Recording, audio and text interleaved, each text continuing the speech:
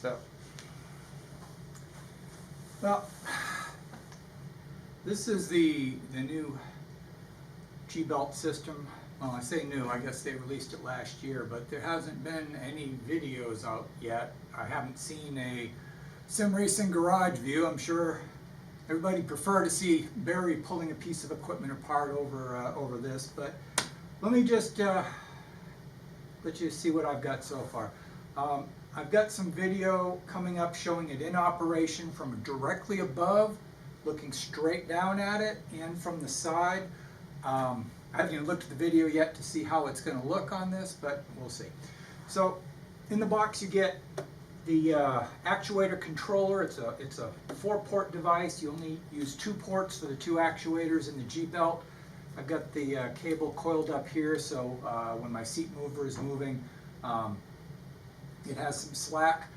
When I shot the video of it, I disabled the motion so that the seat would stay still and we could see what the seat belt's doing, if the chair is flexing or what else is going on with it. One of the key things that you see right here, I've got these seat belts set up. They're just attached down here. That's one of 3 ways that you can connect the seat belts through. You can also loop them underneath it, which people consider prettier and neater looking. I've got it this way so I can adjust slack in it if I have visitors. It's just that simple. It has, I haven't had any issues with weakness, so I don't think this is a problem. These are 3-inch belts, and I did install the 5th anti-submarine belt. I think the anti-submarine belt is actually pretty important for this. If these actuators don't have something to pull against directly, you're gonna lose a lot of the feel of what's going on as they're pulling back if your lap belts are pulling up. And I don't want them cinched down so tight that things hurt. And about those, about the anti-submarine belt, let me show you what I did on that. Okay, so this seat is an NRG Prisma, and if you use the stock slot, it's going to pull you back here.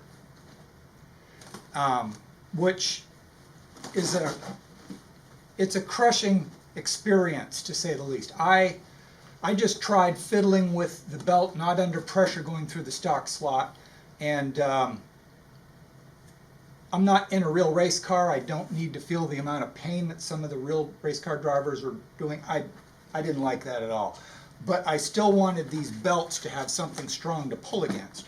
So I attached it on the front, and I've got it looped this way. Now, it's not perfect. There's a little bit of give in the bottom of the cushion, and at some point what I might do is cut a slot in here that's a little more in keeping with my not being a eunuch. So, at any rate, so I've got this set up here, and this is actually the 2-inch right side lap belt from my other, my Tanaka seat belt system that I had before this. I got the 4-point Sabelt look seats. These seat belts are not real Sabelt. They're knockoffs. Obviously, they cost me under $100. The real thing is 3 or 4 times that expensive. But for sim use, unless I'm in a 100-mile-an-hour wreck in my sim rig, I'm not going to worry about it too much. But you definitely want to have that fifth belt in there, or 6 if you've got the 2 in front to pull against this system. My initial impressions of this are pretty positive. I really liked feeling how hard I was braking. It was easy for me to tell if I was accidentally letting off the trail brake too early or whatnot.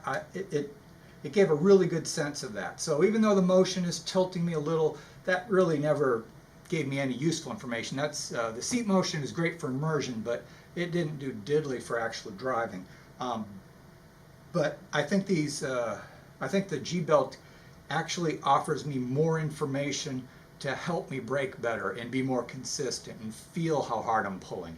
And if you lose traction, it does let up on the seat belts. You can feel that you're not braking nearly as hard. It works pretty well in that respect. So, let's get to some videos of this thing working.